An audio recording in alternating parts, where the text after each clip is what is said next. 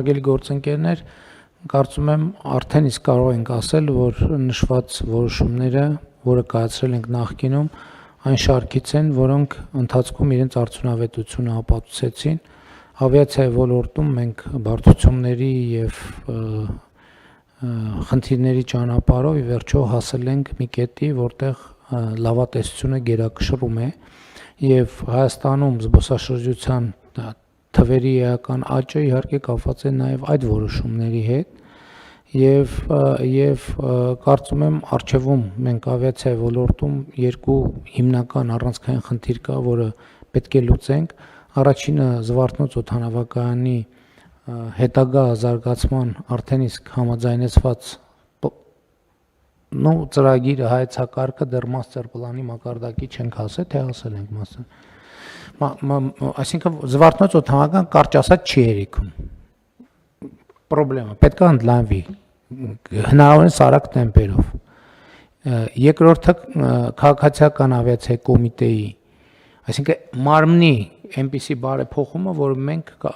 որտեղ մենք կարողանանք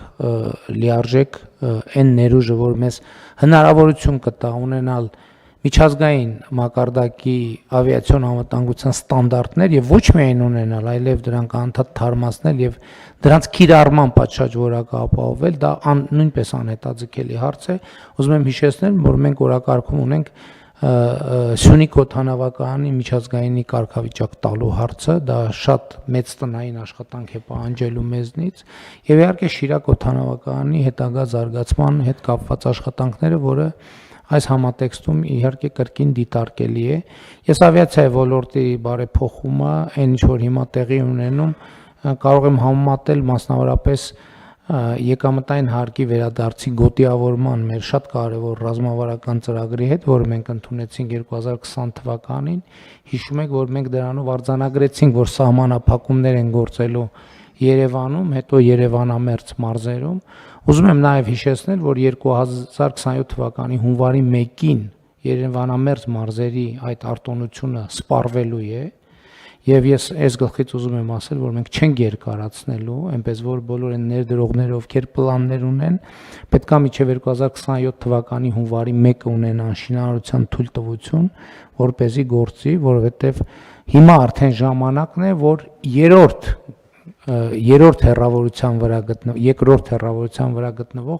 մարզերում գործի ծրագիրը, որտեղ նույնպես որոշակի սահմանափակումներ կլինեն, բայց մենք ուզում ենք այս բնականաշինարարությունը տեղափոխվի։ Ես հստակ ասում եմ եւ չեմ քննարկելու այս հարցը 2027 թվականի հունվարի 1-ին Երևանամերձ մարզերի համար ժամկետը ավարտվում է եւ չի երկարացվելու։ Նրանք ժամանակ կա, ովքեր մտածում են, պլաններ ունեն, այսօր թող իրենց ներդրումային ծրագրերը ճշտեն եւ 2027 թվականի հունվարի 1-ի դրությամբ ունենան շինարարության թույլտվություն, եթե ոչ արդեն պետք է մտածեն մյուս մարզերում շինարարություն իրականացնելու մասին։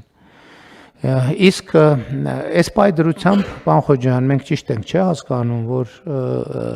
զբոսաշրջային առումով ռեկորդային տեմպի մեջ ենք։ Պարոն վարչապետ, մի երկու թիվ ներկայացնեմ։ 2026 թվականի հունվար-մայիս ամիսներին Հայաստան է այցելել 825384 զբոսաշրջիկ, որը 2025 թվականի նույն ժամանակահատվածի համեմատ 19.3% ավելի բարձր ցուցանիշ է, բայց մենք նույնիսկ համեմատում ենք նախորդող 6 տարիների նույն ժամանակահատվածի համեմատ եւ սա ամենաբարձր ցուցանիշն է զբոսաշրջիկների թվաքանակի առումով։ Իսկ պարոն Սիմոնյան, ունենք վիճակագրություն, թե մենք քանի ուղևորի մուտք ենք սուբսիդավորել։ Խոսքը օդի Թուրքի արտոնության մասին է, թե այս երկրորդի։ Այս երկրորդի մասով նոր են տրամադրել վիճակագրությունը, պարոն վարչապետ, ավիաընկերությունների կողմից, առաջին եռամսյակի մասով, եթե չեմ սխալվում, խոսքը մոտ առաջին եռամսյակի մասով մոտ 30,000-ի կարգի ուղևորների մասին էր, բայց երկրորդ եռամսյակի թվերն էլ դեռ մշակման փուլում են, ես կարծում եմ, բայց ես կարող եմ ներկայացնել օդի Թուրքի արտոնության մասով, որքան ենք տրամադրել արտոնություն, եւ դա կարելի ասել այդքան ներդրում ենք իրականացրել այդ ոլորտում, Ընդհանուր 20 թվականից, երբ որ սկսեց կիրառվել այդ կարգը, մոտ 4 միլիոն ավելի քան 4 միլիոն ուղևորներ ազատված են եղել օդի Թուրքիա այդ վճարումից, ելքից։ Եթե դա 10,000 դրամով անենք, ապա ստացվում է մոտ 40 միլիարդ դրամի ներդրում է իրականացվել։ Միաժամանակ գործող օդի Թուրքը, որը գանձվել է, իր աճը շարունակվել է, պարոն վարչապետ։ Այսինքն մենք չենք կորցրել։ Այդ եկամտային հարկի պատմությունն է, որ նվազեցնում ենք, բայց իրականում ավելի շատ եկամուտ ենք ստանում։ Ես նշեմ 19 թվին եղել է 13 միլիարդի կարգի օդի Թուրքը գանձված եւ 25-ը նշեմ, տարիներով չնշեմ, 25-ը 17.3 միլիարդի կարգի,